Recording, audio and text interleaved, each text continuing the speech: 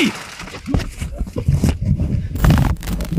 A van camper's peaceful night in the English countryside turned into a nightmare when thieves smashed his window while he slept, forcing him to flee in the freezing darkness with freezing terror.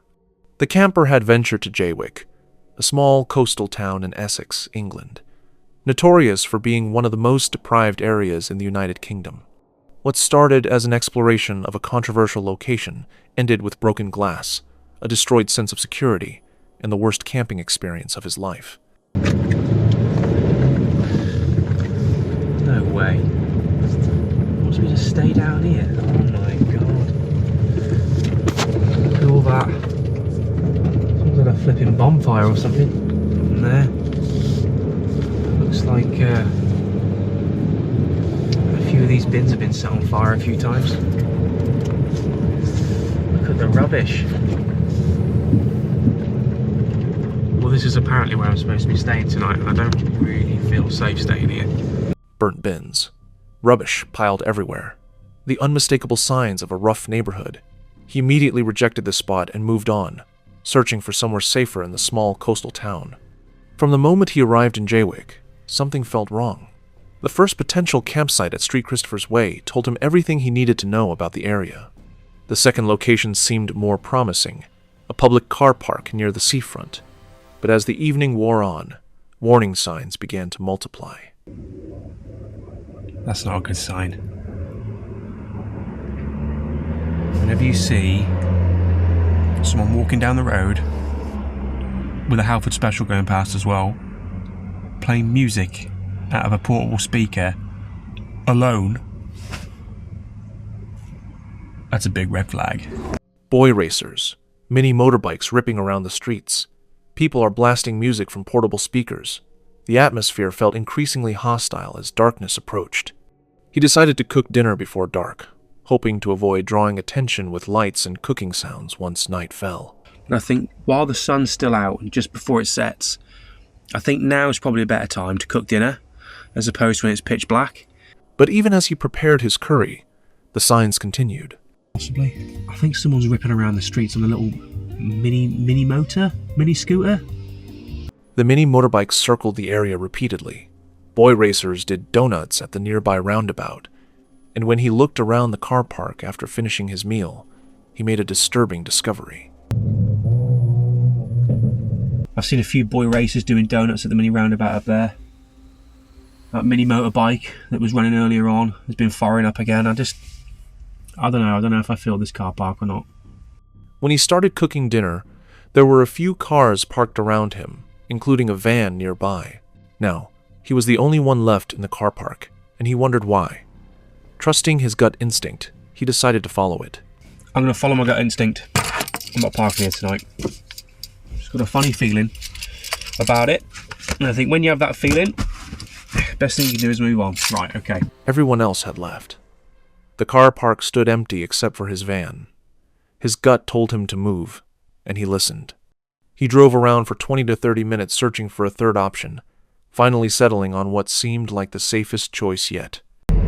Right, after traipsing around for the last 20 minutes to half hour trying to find a spot, there's apparently a quiet little park up at the end here, maybe.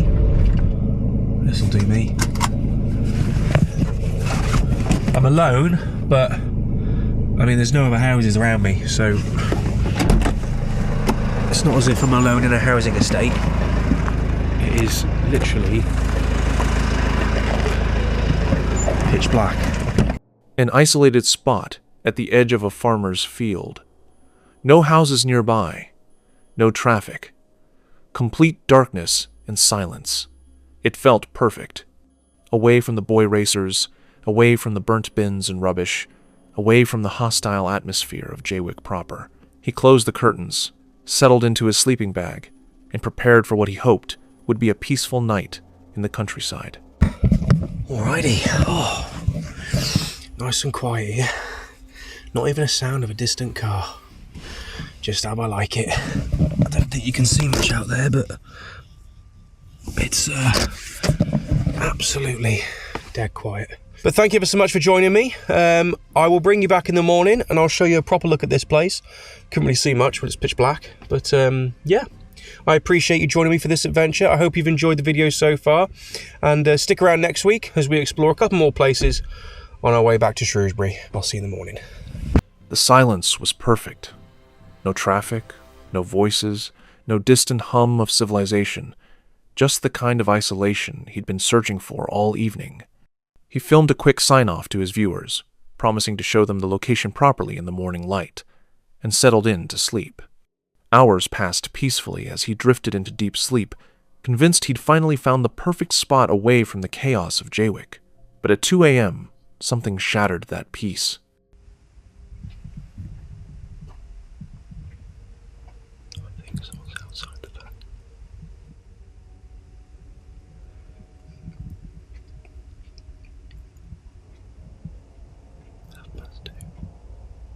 Someone was circling his van in the darkness.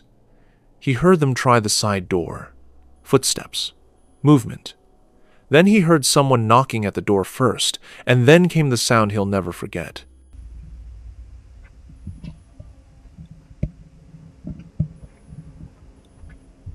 Someone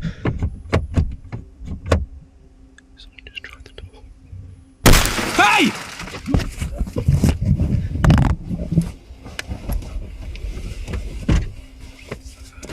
The sound of shattering glass. His driver's side window exploded inward. He shouted, and whoever was out there ran. Right, whoever the that was has now gone. I'm gonna get out of here. Oh my god.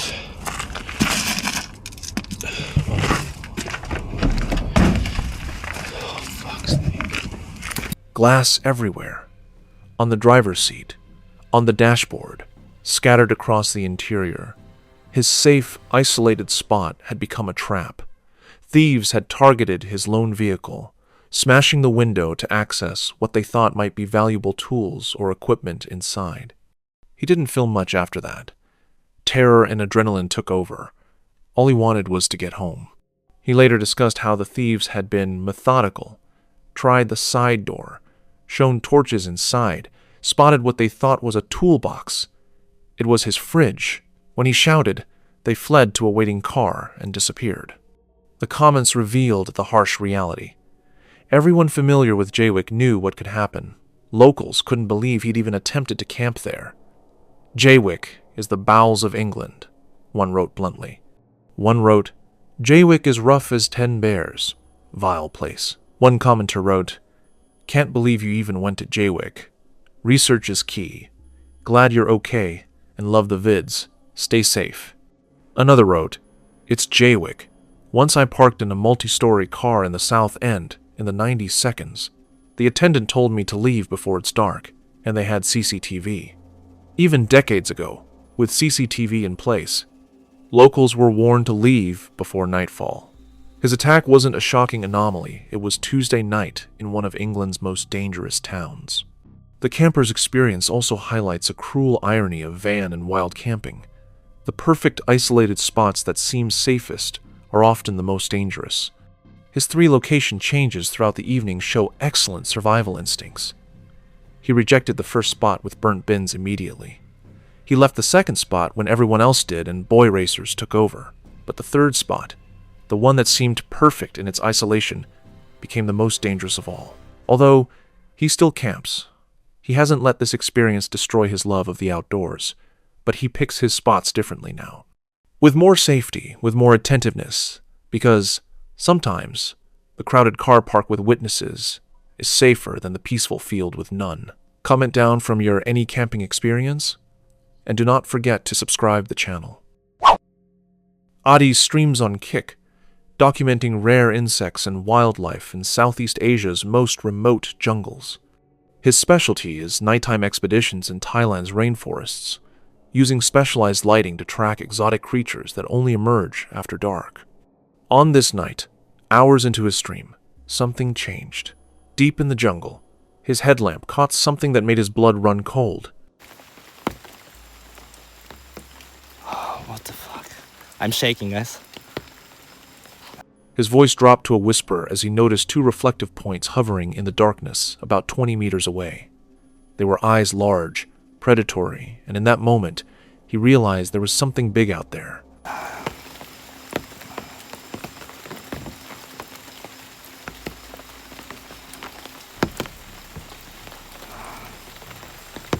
A tiger.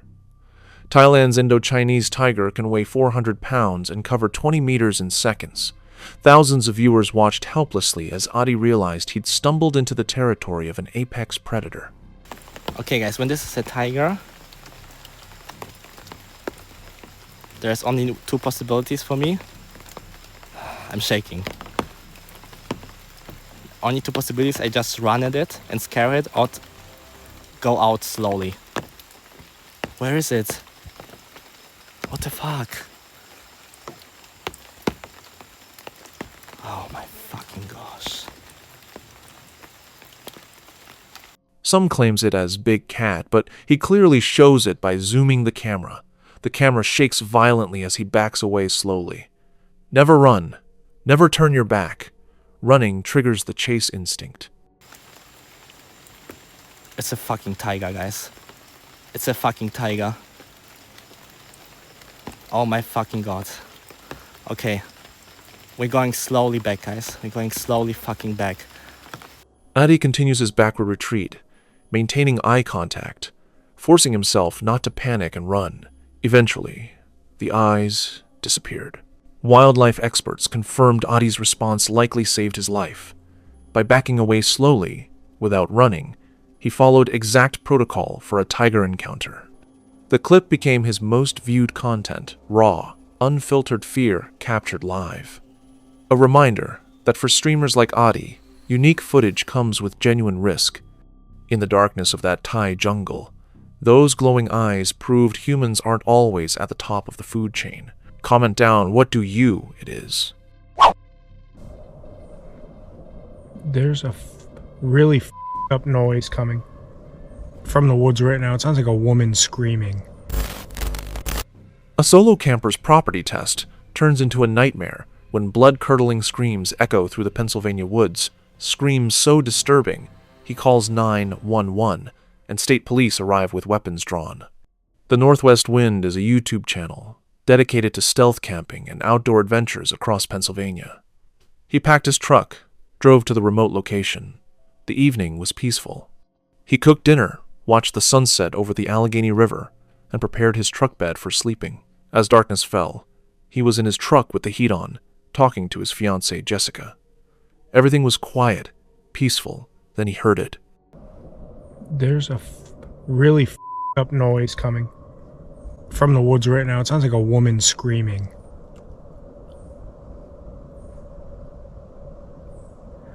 I was sitting in my front seat with the heated seat on, warming up.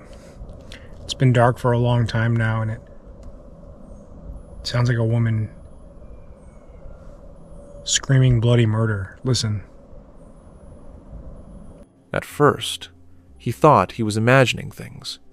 He was inside his sealed truck with the windows up and heater running, but the sound cut through everything, a woman's voice, screaming in severe distress. It sounded like somebody was screaming bloody murder. It sounded like a human.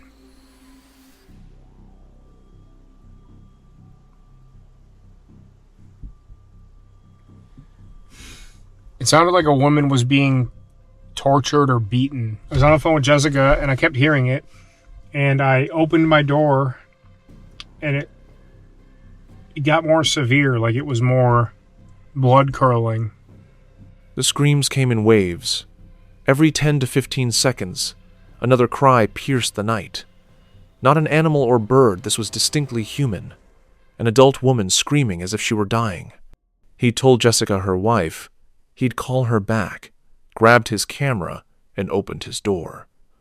The moment he started speaking, the screaming stopped. Complete silence. Something's right over there. Hello? He called out into the darkness. No response. The hair on his neck stood up. He felt watched. He decided to leave immediately. We're getting out of here. I'm getting out of here. don't like the feeling that I have. I don't like that feeling at all, so we're gonna go. We're just getting out of here. He started backing out, but the one-lane gravel road meant no quick escape. His doors locked. He felt completely vulnerable. It was literally a woman. It was a woman, blood-curdling screams that were getting more and more faint for about a 10-minute period, and I heard them through my sealed truck. He drove halfway back to the main road, stopped, and rolled his windows down, listening. He stayed there for several minutes with the windows down, listening carefully. The woods were silent. The sound never came back. Still, the absence of noise did nothing to calm him. Even without hearing it again, he was 100% certain of what he had heard. In my mind, that was 100% a woman screaming. He also mentions, at first, he tried to explain it away as birds or something from the nearby river, but the longer it continued, the more unsettling it became. And I was like, I thought I was hearing things, and I thought maybe it's some geese or birds or something. The river's right there, but it became more and more unsettling. Finally, he concluded he should dial 911. I'm calling the police to report that because I have a gut feeling something. What's your emergency? I don't have the exact address. I was out camping, and I heard, I believe it was a woman screaming in great distress. What was she screaming? Just bloody murder. The dispatcher took him seriously. 2 Pennsylvania State police officers would respond. While waiting, a tornado siren began blaring in the distance. When officers arrived, they followed him back down the one-lane road into darkness. The officers told him to wait while they investigated. Their flashlights swept through the woods, checking the abandoned cabin on neighboring property. All right, they've got their things drawn in there. Checking doors and windows and stuff. The officers surrounded the cabin methodically, treating this as potentially dangerous. They checked every door, window, then moved deeper into the woods to investigate another house. They'd found nothing conclusive. No woman in distress, no evidence. But watching the footage, one thing is undeniable: his fear was completely genuine. The way his hands shook while holding the camera, the panic in his voice when he called 911. These weren't the reactions of someone fabricating a story for views. This was raw, authentic terror, captured in real time. Comment down from what do you think of this incident, and do not forget to subscribe. A car's just pulled up, and it sounds like they're walking around the van. A solo camper's peaceful night in the woods becomes a nightmare when strangers arrive in the darkness. But what they discover the next morning reveals something far more sinister than a simple break-in attempt. For stealth van campers, finding the perfect spot is part of the adventure. Quiet woods, off the beaten path, where you can spend a peaceful night without disturbance. This UK van camper had done everything right. He'd parked in an isolated woodland area, away from main roads and residential zones. The evening had been uneventful. He'd cooked dinner in his slow cooker, taken a walk through the woods, and settled in for the night. Cozy. All being well, I'll see you in the morning. Good night. But at 3 a.m., something woke him from sleep. A car's just pulled up, and it sounds like they're walking around the van. He grabs his phone, switching on the camera as adrenaline floods his system. Through the darkness, he can hear footsteps circling his vehicle. So, I was just woken up because I heard a car pull up, and it was at the front of the van. So I got up, turned my phone on, and filmed. And as soon as I drew the curtains back, they drove off. Relief washes over him as he realizes they have left. It was a false alarm, likely nothing more than someone turning around or briefly checking out the parked van out of simple curiosity. But then the car returns. They got to the end of the road, turned around, and then came back and parked behind the van.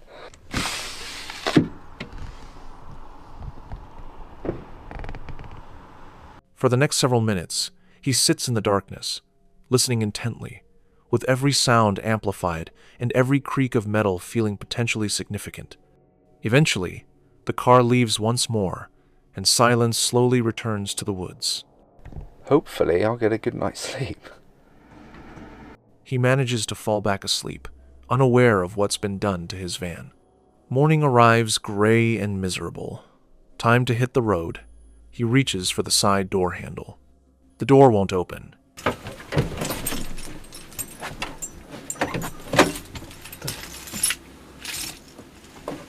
My door's stuck. He pulls harder. Nothing. The mechanism moves, but the door refuses to budge.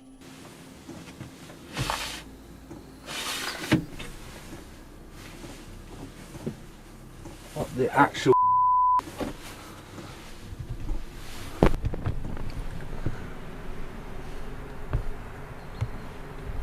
See that?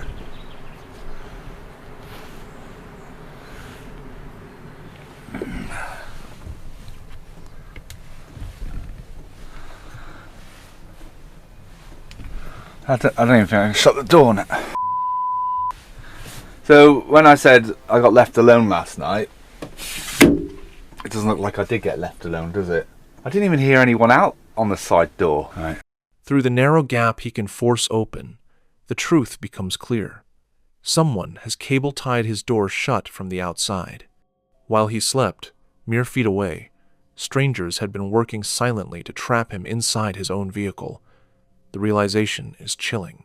However, in the end, he managed to get out of the van easily and found fingerprints at the fuel cap. If you look at that fuel cap there, there's fingerprints. So now I'm wondering, was their intention to steal my diesel? And if so, did they cable tie the doors so that they could make a quick getaway if they got rumbled?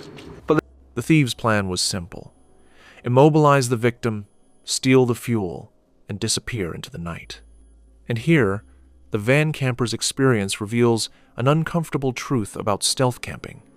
Sometimes, the greatest danger doesn't come from the wilderness or wild animals, but from other humans. False imprisonment is a serious crime in the UK, carrying potential sentences of up to 5 years. Combined with attempted theft and criminal damage, the perpetrators faced significant legal consequences if they were ever caught. The camper was fortunate. His van's design allowed him to access the rear doors from inside.